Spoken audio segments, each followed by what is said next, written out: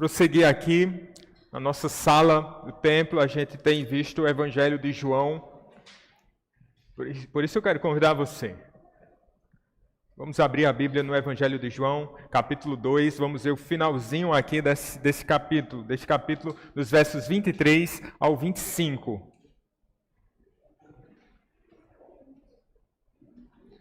João, capítulo 2, final do capítulo 2, versos 23 ao 25.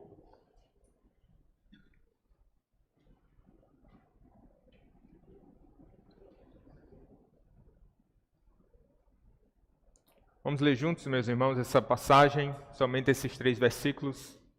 Leiamos, vamos lá? Estando ele em Jerusalém, durante a festa da Páscoa, muitos vendo os sinais que ele fazia, creram no seu nome. Mas o próprio Jesus não se confiava a eles, porque os conhecia a todos. E não precisava de que alguém lhe desse testemunho a respeito do homem, porque ele mesmo sabia o que era a natureza humana. Amém, meus irmãos, vamos orar. Pai de amor e de bondade, Teu nome é santo, Pai, e por Tua graça nós estamos aqui. Por Tua graça nós caminhamos, por Tua graça nós acordamos. Por Tua graça, Senhor, nós estamos aqui Te adorando. E precisamos, Pai, da Tua bênção sobre nós, na nossa mente, no nosso coração, para que compreendamos a Tua palavra. E que essa compreensão não seja só um mero assentimento, mas que seja algo transformador para a nossa alma. Que o Senhor, pois, nos abençoe. Essa é a nossa oração, Senhor. Em nome de Jesus. Amém. Meus irmãos, nós entendemos, segundo a teologia reformada, que a Igreja do Senhor Jesus, ela é conhecida como a Igreja visível, que é a igreja composta por todos os eleitos, desde todos os tempos, chamados pelo Senhor, transformados, regenerados, essa é a igreja invisível. E há a igreja visível. A igreja invisível é aquela que faz parte do rol de membros do céu. Essa é a igreja invisível. A igreja visível é aquela que faz parte do rol de membros da terra. Aqueles que são recebidos na igreja por pública profissão de fé, por batismo, por transferência. Nós fazemos essa distinção e penso eu que é uma distinção bastante importante. Porque, de fato, quando nós olhamos para a igreja, para o todo da igreja, nós visualizamos a igreja, nós não temos a capacidade de fazer a distinção entre a igreja, quem é, de fato, a igreja verdadeira. Por assim dizer, a igreja invisível. Ela é invisível no sentido de que, não que estejamos aqui, tenhamos irmãos aqui que não estão em matéria. Certamente vocês não pensaram isso, só o pastor que fica viajando nessas coisas, né? Mas aquela igreja composta por aqueles que verdadeiramente se converteram. A porta de entrada da igreja invisível é a fé no Senhor Jesus Cristo. Sem fé é impossível agradar a Deus.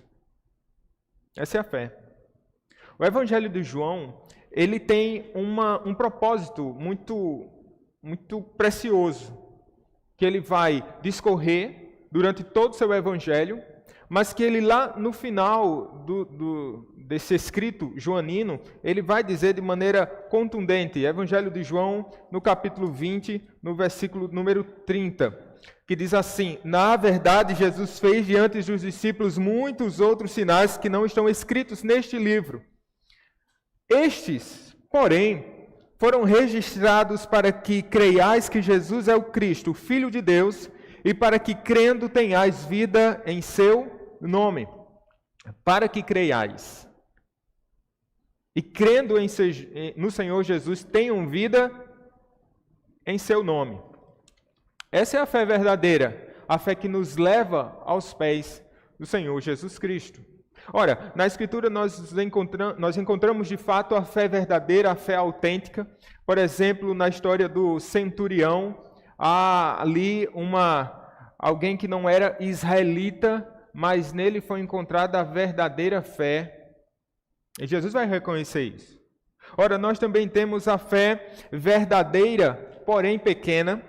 Veja, os discípulos, quando estavam ali no mar de Genezaré, quando o barco estava sendo abatido ali por uma grande tempestade, Jesus vem e acalma aquele mar, aquieta aquele vento, e ele repreende os discípulos, dizendo que os discípulos têm uma pequena fé, mas é uma fé verdadeira. Não é o tamanho da fé, perceba, não é o tamanho da fé, mas o objeto da fé, em quem nós temos depositado a nossa fé. Ora, meus irmãos, mas também nós temos a ausência da fé. Essa passagem que nós vamos meditar um pouco vai tratar sobre essa ausência da fé, ou pelo menos da fé falsa, perdão. A ausência da fé está em outra passagem, quando Jesus vai para Nazaré, e quando em Nazaré ele se revela ali na sua terra natal, e o texto vai dizer, de Mateus 13, 5, 8, por causa da incredulidade dele, Jesus não operou ali muitos milagres. Ou seja, ali havia de fato uma ausência da fé muito marcante, preponderante. De modo que as pessoas deixaram aqueles que tinham grandes enfermidades ou enfermidades mais sérias, não iam até Jesus, mas só o pessoal que estava meio gripado e estava com febre e tal, ia para Jesus. E Jesus não operou ali grandes sinais. De fato, havia incredulidade. Mas aí há uma fé também que é uma fé espúria, como diz um estudioso da nossa época chamado D. Carson. É uma fé espúria, é uma fé falsa. E essa é uma fé muito perigosa. Por quê? Porque, olha, meus irmãos, se há uma verdadeira fé, amém, glória a Deus. Se há uma pequena fé, glória a Deus.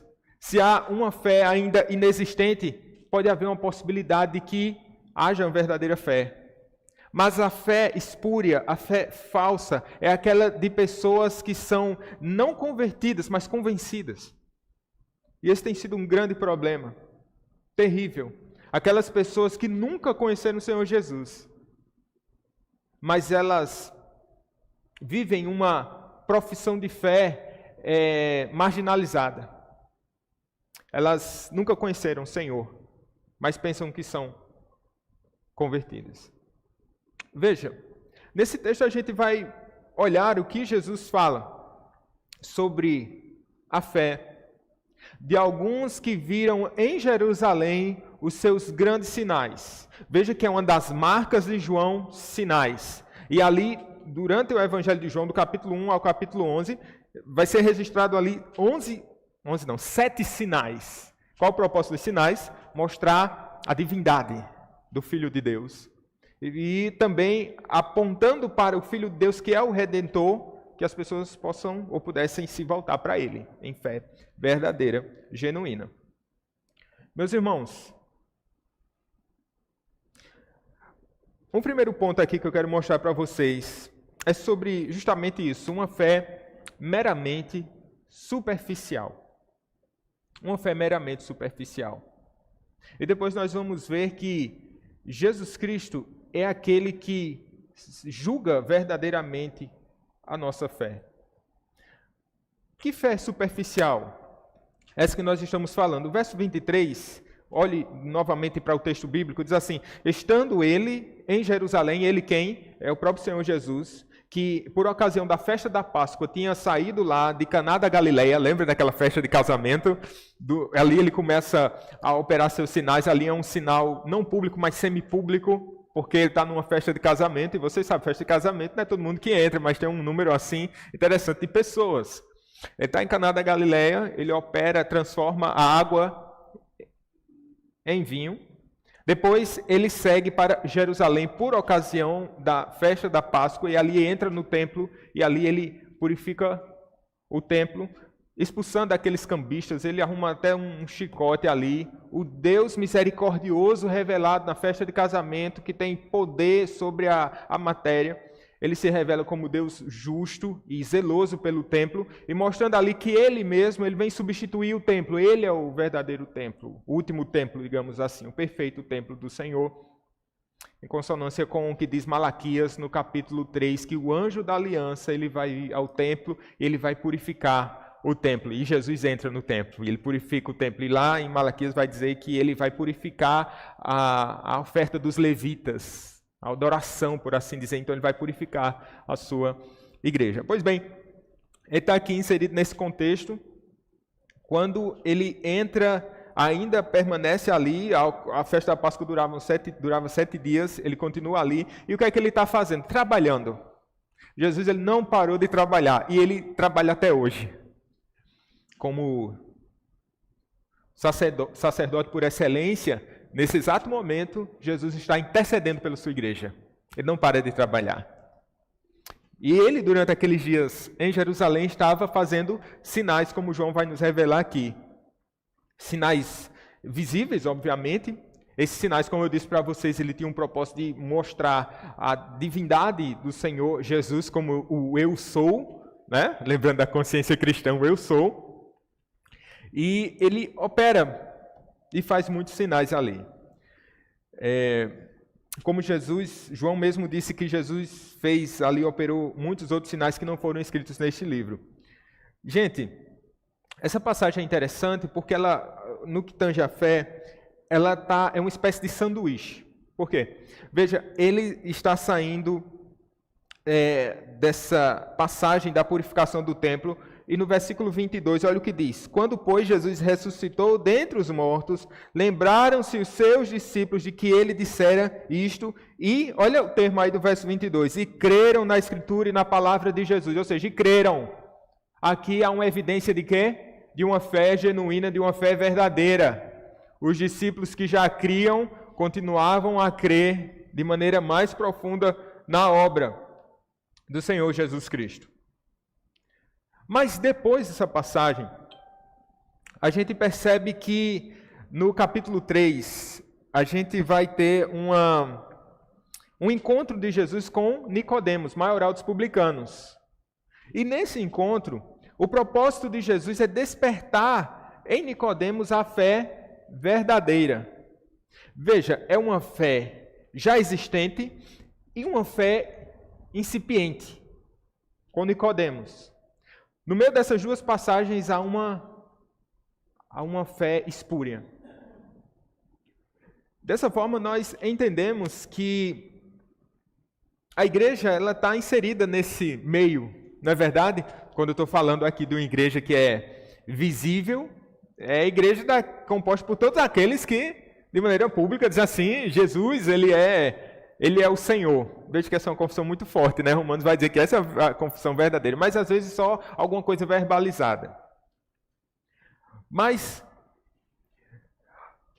quando a gente olha aqui para o verso 23, que diz assim, durante a festa da Páscoa, muitos vendo os sinais que ele fazia, creram no seu nome, a gente olha e diz, puxa vida, que interessante, eles creram. A nossa percepção, a nossa visão, que ela é uma visão superficial, a gente entende que há uma fé quando a pessoa participa da sala dos iniciantes e entende o que está sendo dito. E passa por uma entrevista com o conselho da igreja.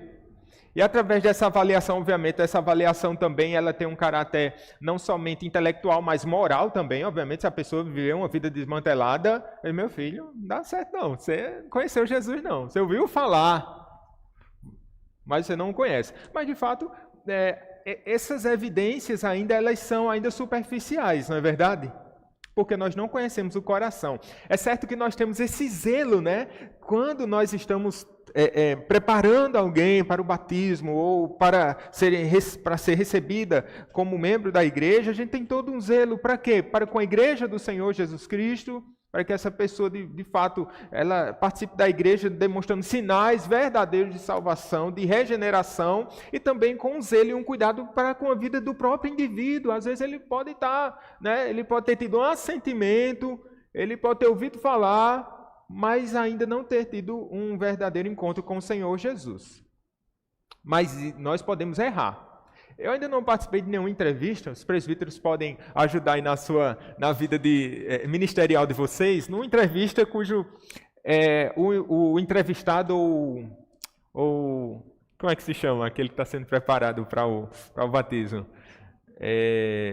O candidato, né? O candidato ao batismo, ele, durante a entrevista, foi reprovado. Eu nunca participei de nenhum tipo de situação dessa. Não sei se vocês já participaram. Deve ser algo tanto quanto constrangedor e tão difícil, né? Para Jesus, não. Olha o que diz o verso 24. Vejam, creram no seu povo. Vamos permanecer um pouquinho ainda, no verso 23. Como nós somos levados à questão numérica, né, meus irmãos? Meu Jesus, meu computador aqui está travando tudo.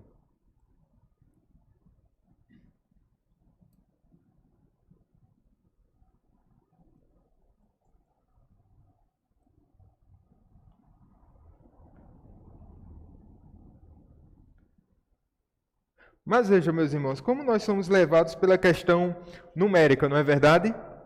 Creram no seu nome. E às vezes nós pensamos que isso é algo suficiente. Se um movimento ele tem demonstrado um crescimento numérico, a gente olha e diz assim, eita, a coisa está boa ali. Eita, ali é um movimento assim, verdadeiro, de que algo está acontecendo. Ali está acontecendo um avivamento, por assim dizer. E a gente olha pela questão somente dos números. Nesses dias eu vi uma discussão de alguém que estava, um líder dessas igrejas, desses movimentos que não tem muito compromisso com a palavra de Deus. Eu digo isso com tristeza, tá bom? Não digo isso para dizer que nós somos os melhores, não, pelo contrário. Se todos fossem zelosos para com a palavra. Digo isso com muita tristeza. Mas aí esse líder ele foi criticado por um pastor reformado. E o argumento que esse líder se utilizou para dizer que aquele movimento era um movimento genuíno, autêntico, foi o seguinte: nós reunimos 20.000 pessoas nos nossos cultos. Sim, e daí, meu filho? Vocês acham que isso mostra alguma coisa? A questão meramente numérica, mas o argumento dele foi esse. Nós reunimos 20.000 pessoas, logo, esse é um movimento autêntico. Logo, há uma verdadeira fé. Biblicamente falando, a coisa não é quantificada. Mas é ela o quê? Qualificada. E com isso eu não estou querendo dizer que igrejas que crescem numericamente, de maneira assim, muito célere, é algo pueril. Não. Se ela estiver firmada no firme evangelho, amém, glória a Deus, que cresça, que Cristo seja glorificado cada vez mais, tá bom? Mas, meus irmãos, Jesus ele não quantifica, mas ele qualifica. Ele não se deixa levar meramente por números. Por quê? Olha o que diz agora o verso de número 24. Vamos ler juntos o verso 24? Diz o que aí, meus irmãos? Mas o próprio Jesus não se confiava a eles, porque os conhecia a todos. Este é o Senhor da igreja. Ao mesmo termo que aparece aqui, meus irmãos, no versículo 23, creram no seu nome, o mesmo termo no original está aqui no verso 24, que diz assim, que Jesus, ele não se confiava a eles porque conhecia a todos, mas o próprio Jesus não se confiava a eles porque conhecia a todos, verso 25, que não precisava de alguém que lhe desse testemunho a respeito do homem, porque ele mesmo sabia o que era a natureza humana. No verso 24, quem tem aí a tradução corrigida fiel? Alguém tem essa tradução aí? Tem não, né?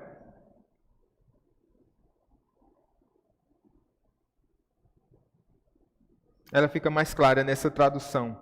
Mas aqui, meus irmãos, nós percebemos que é como se Jesus estivesse dizendo assim,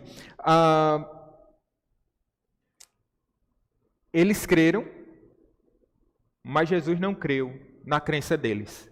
É mais ou menos esse o trocadilho. E essa é a intenção de João. Eles creram, mas Jesus não creu na crença deles. Por quê? Porque ele conhecia. Porque ele conhecia verdadeiramente. E ele é o único capaz de julgar de maneira precisa a fé daqueles que confessam. Só ele. Nós erramos. Nós vacilamos tantas vezes, não é? Às vezes a gente olha para uma pessoa e diz assim, esse aí não é crente não. Acho que esse cabo não é crente não. Acho que essa pessoa nunca conheceu Jesus não. E a gente pode estar se enganando. Penso eu que a gente vai ter muitas surpresas no céu. Penso eu, muitas surpresas no céu. Aqueles que, fraquinhos, né? Um Ló da vida, ele era um justo e piedoso, segundo os decretos eletivos do Senhor, eternos. Enquanto aqueles que, pareciam ser crentes e tal, não vão estar no rol de membros dos céus. Mas Jesus é aquele que pode falar de maneira cabal aqui, com toda a sua autoridade. Veja, eu quero passar... Estou me situando aqui, vocês estão entendendo, né?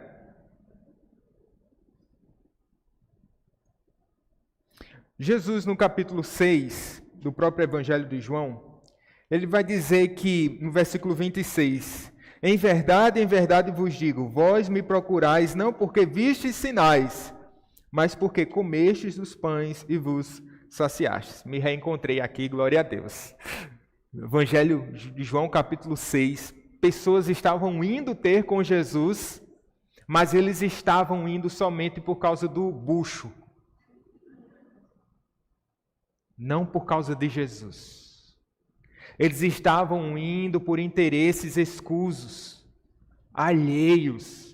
E por isso eles estavam seguindo Jesus. E por isso Jesus ele pode dizer de fato e verdadeiramente a intenção deles. Em verdade vos digo, essa é uma expressão contundente quando há essa repetição. Eu tenho certeza.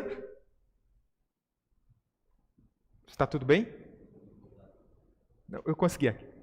Obrigado. Mas não no computador, aqui no meu telefone.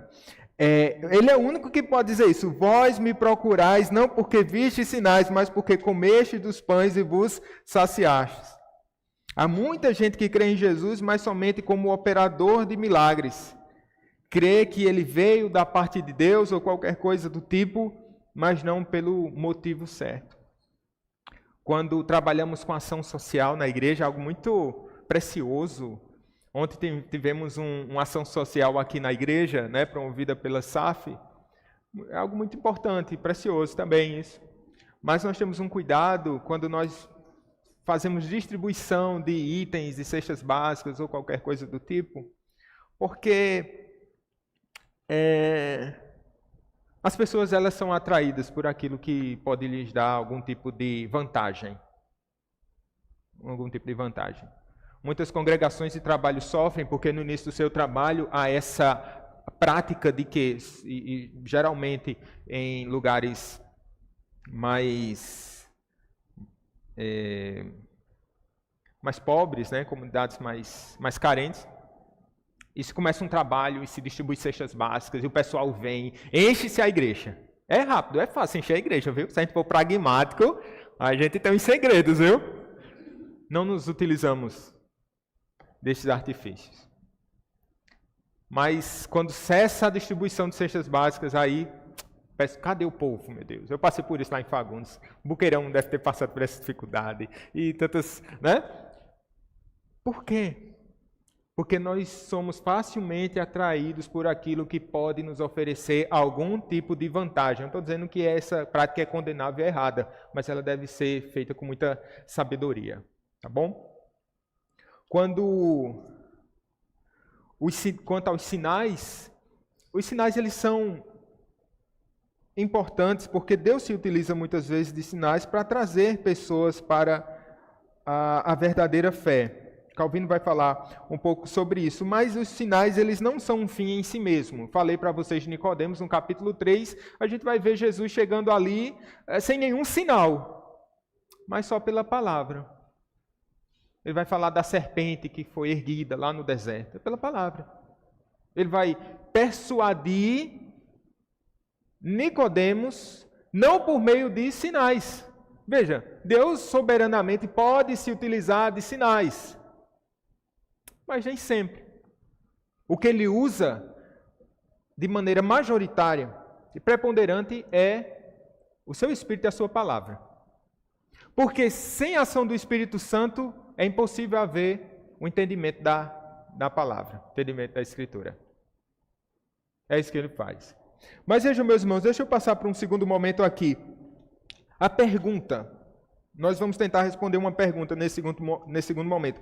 Como Jesus é capaz de conhecer a fé autêntica e distingui-la da fé superficial? Como Jesus é capaz de fazer isso? Jesus é o eu sou, ele é o Deus Todo-Poderoso. E como Deus, meus irmãos, ele tem prerrogativas divinas. E os seus atributos, dentre eles, a gente pode pensar na onisciência. Olha o verso 25, o que é que diz? E não precisava de que alguém lhe desse... Vamos ler juntos? Tão bonito ouvir a igreja lendo a Escritura. E não precisava de que alguém lhe desse testemunho a respeito do homem, porque ele mesmo sabia o que era a natureza humana. Ele pode fazer isso, em resumo, porque ele é Deus. Ele não necessita de ajuda. Ele não precisa da ajuda dos presbíteros, nem de outros pastores para avaliar alguém, um indivíduo. Porque ele sonda os corações. E ele nos conhece muito bem. Jesus não precisa desse tipo de ajuda. Quando lá no capítulo 9 de Mateus, Jesus ele perdoa lá, cura e perdoa um paralítico, isso causa uma reação imediata dos fariseus que estavam presentes ali, pois eles pensavam em seus corações que Jesus estava blasfemando, pois somente Deus poderia perdoar pecados. Os fariseus eram sempre um problema, incrédulos. Lá no texto de Mateus, ele vai dizer, e Jesus, conhecendo-lhes os pensamentos, disse, por que pensais mal em vosso coração? Conhecendo-lhes os pensamentos. E ele vai falar dos fariseus, eu sei o que vocês estão pensando. Porventura não foi isso também que ocorreu, meus irmãos, aqui no capítulo 1, na ocasião em que Natanael é apresentado a Jesus. E aqui no capítulo 1 de João diz assim, que Jesus vendo Natanael, verso 47, 48, Jesus vendo Natanael que se aproximava, disse dele, eis aí um verdadeiro israelita em quem não há dolo. Natanael disse-lhe, de onde me conheces? Veja só, de onde me conheces? Respondeu-lhe Jesus, antes que Felipe te chamasse, te vi quando estavas debaixo da figueira. Eu já te conhecia. Eu já te conhecia. Jesus nos conhece perfeitamente. Jesus nos conhece profundamente. Jesus nos conhece inteiramente, desde sempre. Ele conhece. E é por isso que Ele prescruta os nossos corações. É por isso que Ele nos sonda. E é por isso que Ele pode dizer sobre aquela multidão que estava vendo os seus sinais, que eles não tinham ali a verdadeira fé. Sabe? Jesus sabe, Ele conhece. Na igreja visível, sempre haverá pessoas que, pertencendo a ela mesma, mas sem serem parte da igreja genuína, mas Deus os conhece. Em Apocalipse 21, 27, irmãos, diz, nela, a nova Jerusalém, nunca jamais entrará coisa alguma que contamine, nem o que pratica abominação e mentira, mas só os que estão escritos no livro da vida do Cordeiro. Ou seja, só entrarão na nova Jerusalém aqueles que fizerem parte, que estiverem arrolados no livro dos céus.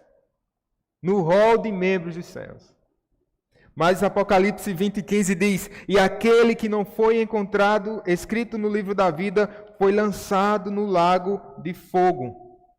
Aqueles que não foram encontrados no livro da vida. Quem é que conhece? Quem é que sonda? Esse Jesus aqui. Porque ele mesmo sabia que era o que era a natureza humana. Ou seja, ele mesmo sabia o que era o homem, na tradução livre. Ele sabia o que era o homem. É o antropos. O antropos que está aqui também no versículo 3, capítulo 3, versículo 1. Havia entre os fariseus um homem, um antropos. Ou seja, Jesus é aquele que conhece o homem, conhece profundamente o homem, conhece a intenção de todos. Aí você olha para uma situação dessa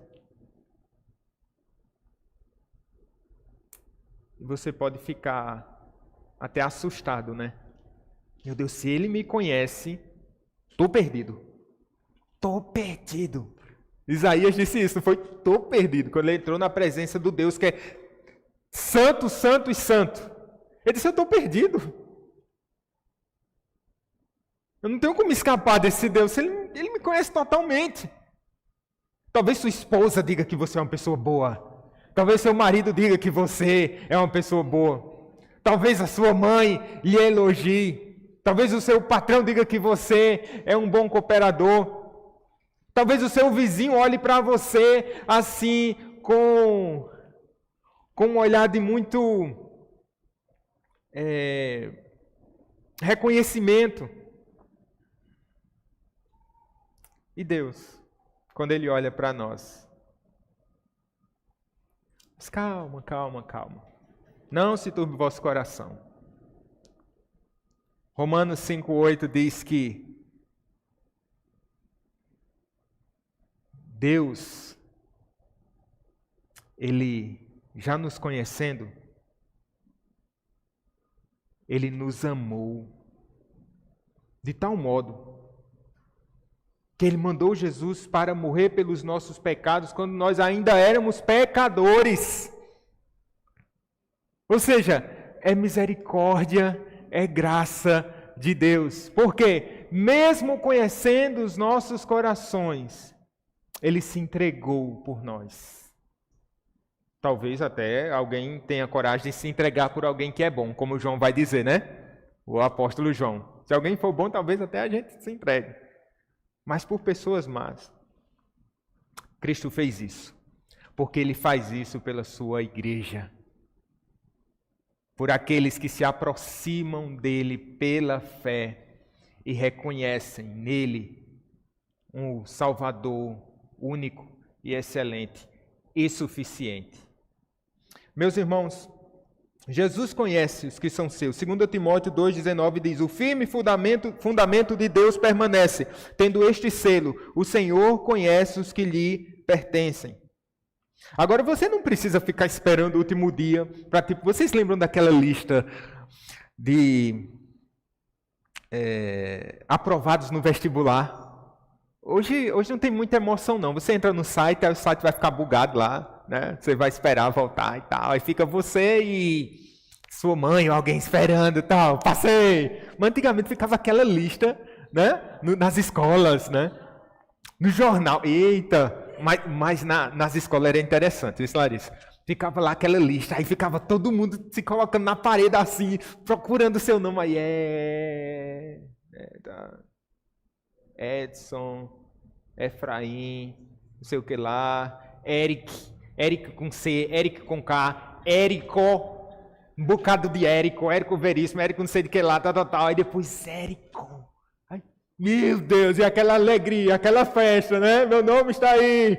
Dificilmente vai ter outro Érico, mas na minha época, como eu estou ficando mais vivido, estou conhecendo mais Éricos, né?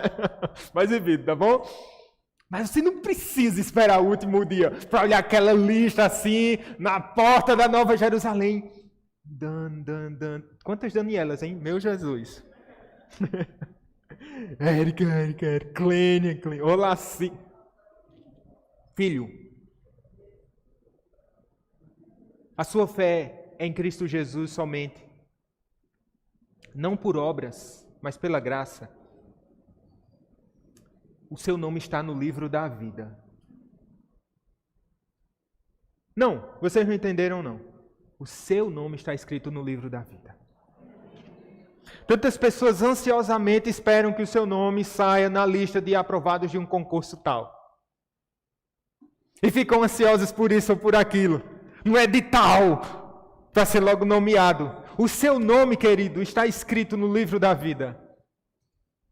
Desde antes da fundação do mundo.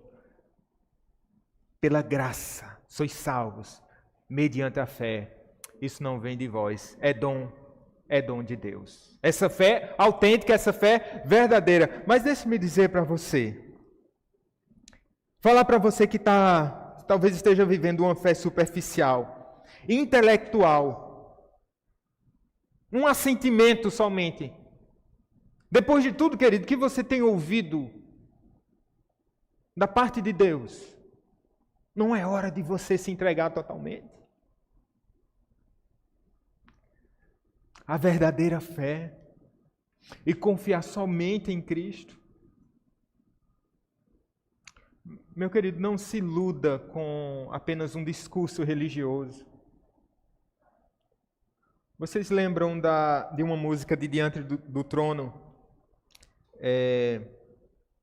Que ela dizia assim: vinde, voltemos ao Senhor, pois Ele nos despedaçou e nos sarará, fez a ferida e a ligará. Quem cantou aí, eu já sei que você tem pelo menos uns 20 anos de conversão, tá bom? Mas eu não vou dizer daqui. Isso está em Oséias 6. E Oséias 6 é um texto precioso. Diz lá, conheçamos e prossigamos em conhecer o Senhor. Quando você escuta um indivíduo falar uma coisa dessa, você diz assim, eita, que caba crente. Conheçamos e prossigamos em conhecer o Senhor. Deixa eu dizer para você, no verso 4 de Oséias diz assim, Deus falando. Isso é o que o povo diz. Mas aquele que sonda os corações diz a Israel, que te farei, ó Efraim, que te farei, ó Judá, porque o vosso amor é como a neblina,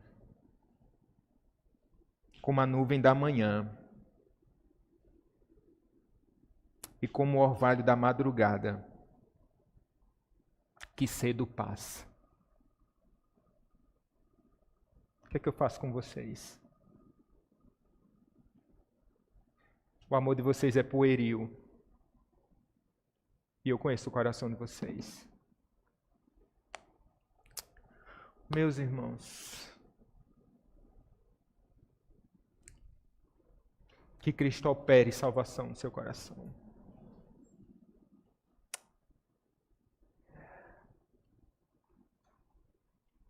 Tem tanta gente iludida, né?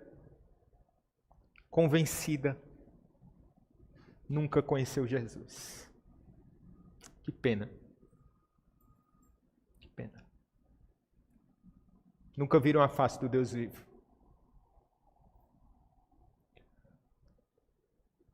A boa nova é que hoje é tempo de salvação. E que o Deus de toda misericórdia convida você a se aquedar aos pés daquele único que pode nos salvar. O único que pode te salvar e te dar um novo coração. Vamos orar? Senhor Deus, obrigado por essa manhã. Teu nome é santo, o Senhor é cheio de misericórdia. E nós te pedimos, ó Deus, que não venhamos a nos iludir somente com uma confissão, com uma ação na igreja, com a participação em um ministério. Não, Senhor, não é sobre isso. É sobre a verdadeira fé. Quantos aqui já viram sinais tão preciosos da parte de Deus, mas ainda não se renderam a Ti? Se há, Senhor, corações assim, traz um terrível desespero, Pai, para estes.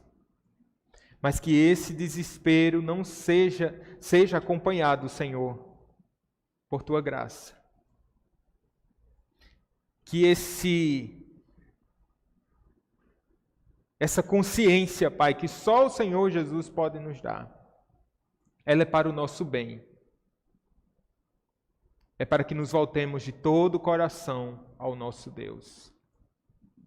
Que o Senhor tenha misericórdia de nós. Que o Senhor se compadeça de nós. E que a tua graça opere em nós. Porque o Senhor é um Deus que salva. E nós cremos plenamente. Em nome de Jesus, amém. E, meus irmãos, se dispensar a bênção sobre o povo de Deus. Que a maravilhosa graça do nosso Senhor e Salvador Jesus Cristo, que o amor de Deus, nosso eterno e poderoso Pai, que as doces consolações do Espírito Santo, seja sobre cada um de vós, sobre a igreja de Cristo espalhada por toda a terra, desde agora e para sempre. Amém.